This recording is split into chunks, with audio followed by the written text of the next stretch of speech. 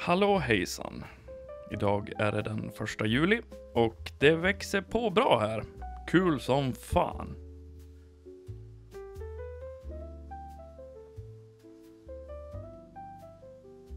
Idag ska vi rensa ogräs. Plocka tjuvskott. Och klippa blommor. Tobaken har bestämt sig för att blomma nu. Så nu får vi vara på alerten och klippa bort dem. Så tobaken inte ödslar mer energi på blommorna, utan fokuserar på att göra stora blad istället.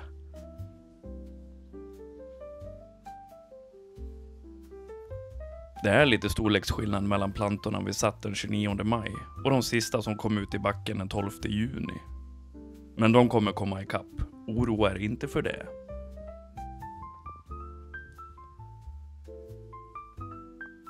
Det är så jävla fint. Kolla.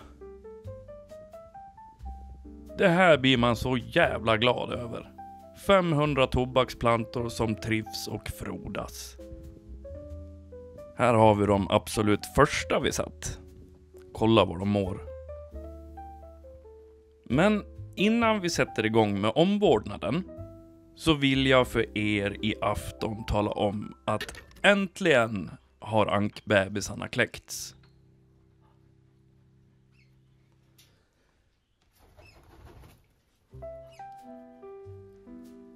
Kolla vilka bedårande små liv. Man får nästan ont i själen över hur in i helvete gulliga de är.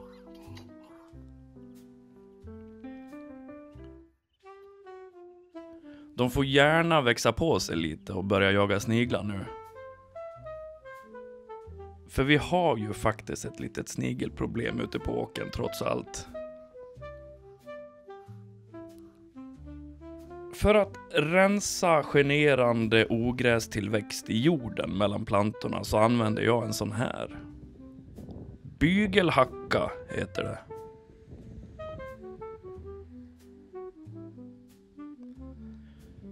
Den funkar jättebra att riva runt med under bladen.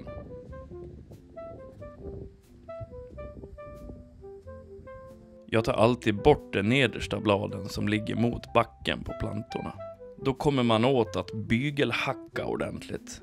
De nedersta bladen som ligger mot backen, de kallas för sandblad. Och jag skäms inte överhuvudtaget att bryta av dem och slänga dem på komposten. Jag har sett att en del sparar sandbladen, kurerar och gör snus på det. Så man kan ju göra det. Men jag tycker inte att det är värt det. Bladen som har vilat mot jorden är riktigt lortiga, fulla med gödsel och snigelslem. Arbetet som krävs för att göra rent dem är helt enkelt inte värt det, tycker jag. Så på vår gård åker de på komposten. Så får plantan fokusera på att göra bladen längre upp stora istället. Sen är det bara att riva runt med bygelhackan. Hackan skär ett par centimeter ner i jorden och kapar rötterna på allt man inte vill ska konkurrera med tobaken.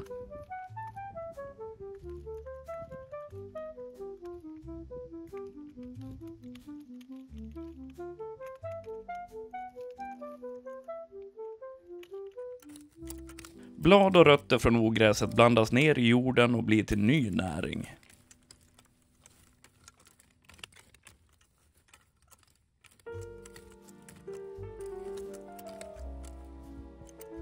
Här har vi då ett par exempel på sandblad. De bryter vi av och kastar. När alla sandblad är avlägsnade så är det bara att rensa på.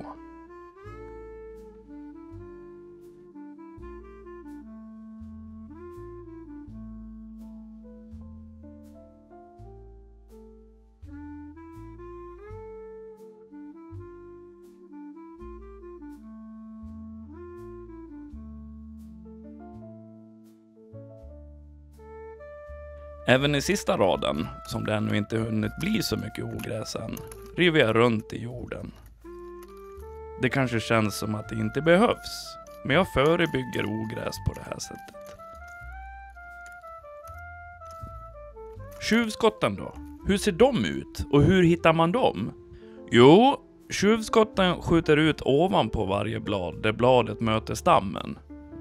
Och de ser ut så här.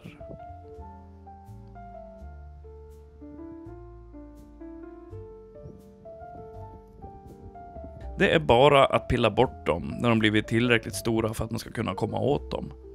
En säsong så struntade jag helt i att ta bort tjuvskotten och bara lät dem växa sig stora. Som jag senare skördade likt resten av plantan. Det går att göra så också. Men bladen är svåra att kurera och det blir liksom så jäkla smått och pill att hålla på med. Så det känns inte värt det.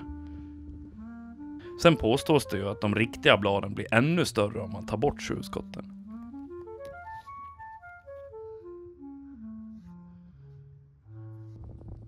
Här har vi då en rejäl blomma som ännu inte blommat ut. Samma sak där. Man tar bort blommorna för att inte plantan ska lägga energi på fina blommor utan istället fokusera på att få stora blad istället.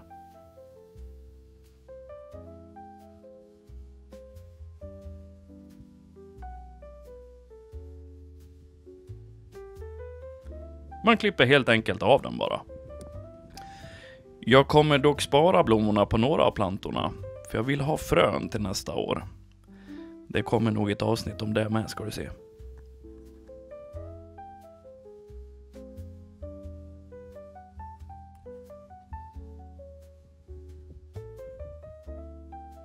Sist så fräser jag i gången mellan raderna. Ett väldigt smidigt sätt att förgöra ogräset på.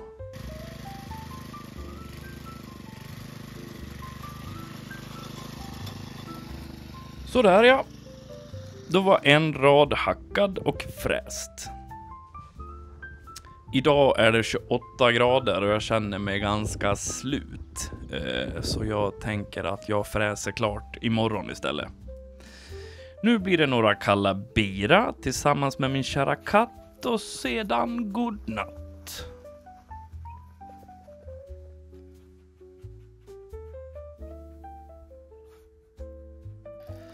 Jaså? Ja. Det blev en sån här dag idag.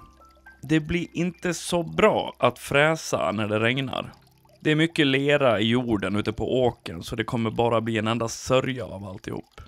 Så istället för att fräsa så tänkte jag att vi skulle städa ur ankbostaden idag.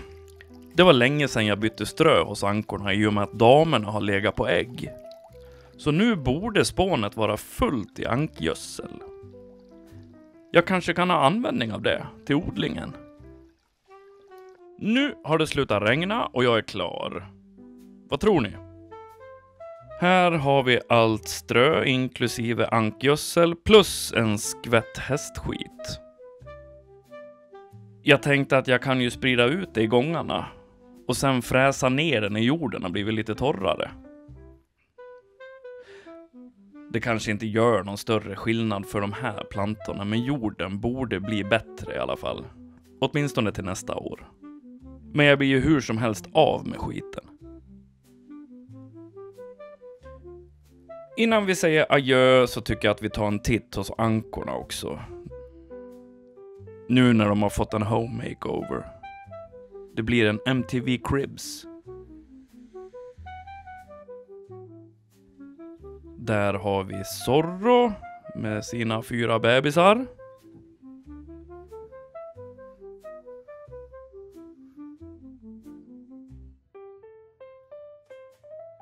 Här kan vi se de 3 anksängarna.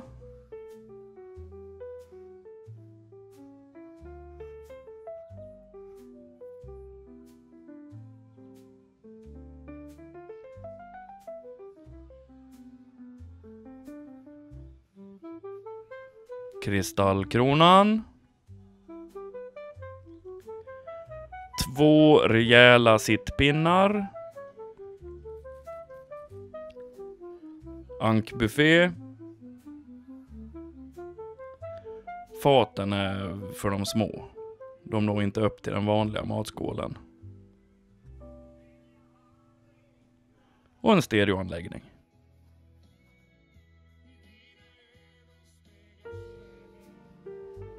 Nåväl, nu tänkte jag avrunda.